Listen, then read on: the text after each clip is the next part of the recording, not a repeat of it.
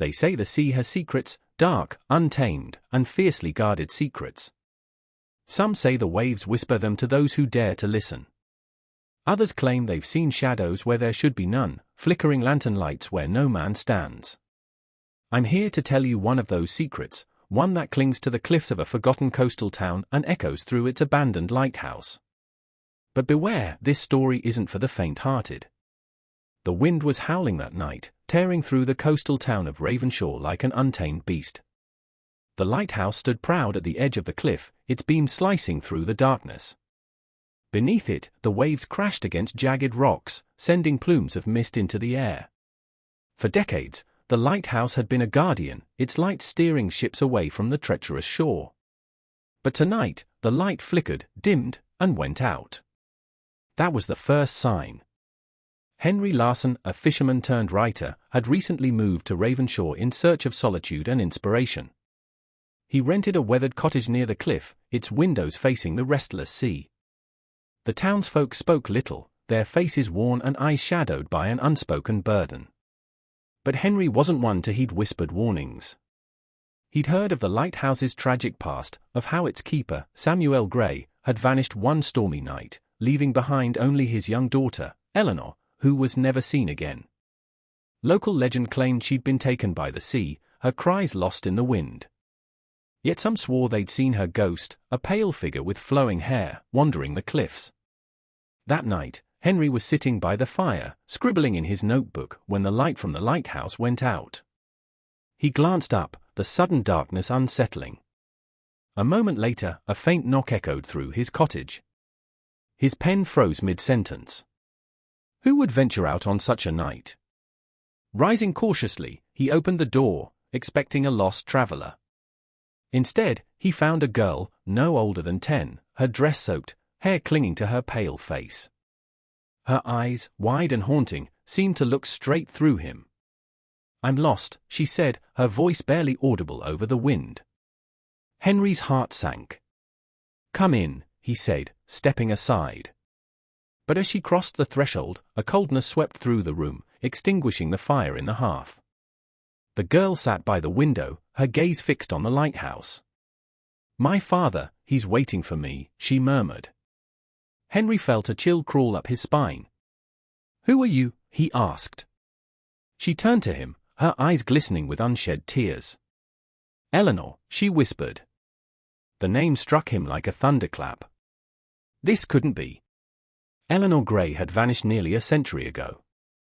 Yet here she was, as real as the storm outside. Before he could ask another question, she rose abruptly. "The light," she said. "It must be lit." "He's coming." "Who's coming?" Henry demanded, but she was already at the door, her small frame barely visible against the tempest. Grabbing his coat, he followed her into the night.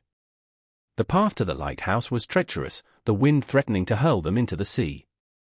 Henry's lantern barely illuminated the rocky trail. Eleanor moved ahead with uncanny ease, her white dress glowing faintly in the darkness. When they reached the lighthouse, its rusted door creaked open as if welcoming them. The air inside was heavy, thick with the scent of salt and decay. Eleanor led him up the spiral staircase, her bare feet making no sound against the iron steps. At the top, the lantern room was in disarray. The lens was shattered, its fragments scattered like fallen stars. Eleanor stood by the window, her gaze fixed on the sea. "He's here," she said softly. Henry followed her gaze and froze. A ship, a massive, ghostly vessel, was emerging from the mist.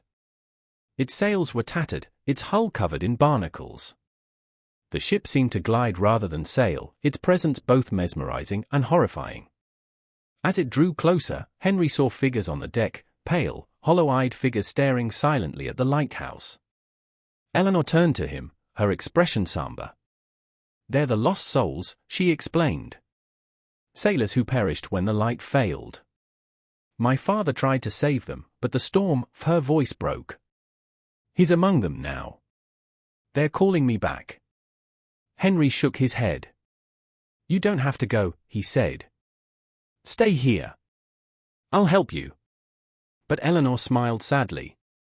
"It's too late. I've been waiting for this night. The sea doesn't let go of its own. As the ship loomed closer, a deafening horn shattered the air. Eleanor stepped onto the ledge, her figure silhouetted against the storm. "Thank you for listening," she said, her voice barely a whisper. And with that, she leapt into the darkness. Henry rushed to the edge, but she was gone. The ship, too, began to fade, its ghostly form swallowed by the mist.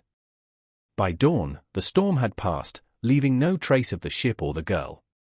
The lighthouse stood silent, its beam once again shining brightly. Henry tried to tell the townsfolk what he'd seen, but they only shook their heads. "The lighthouse keeper's daughter," they said. "She appears when the light goes out, guiding lost souls back to the sea. It's just a story." But Henry knew better. He'd seen her, spoken to her. And as he stood by the cliff, watching the waves crash below, he could almost hear her voice in the wind, calling him to remember and to tell the tale. If you're still listening, let me give you one piece of advice: never ignore the sea's whispers. They hold truths darker than you can imagine. And if you ever find yourself in a forgotten coastal town with a lighthouse standing guard, keep your eyes on its light. Because if it ever goes out, you might just meet Eleanor Gray. Or worse, you might not live to tell the tale. Now, if this story sent a shiver down your spine, hit that subscribe button. There are more tales waiting, some whispered by the wind, others buried deep in the shadows. But remember, not every story ends when the words do.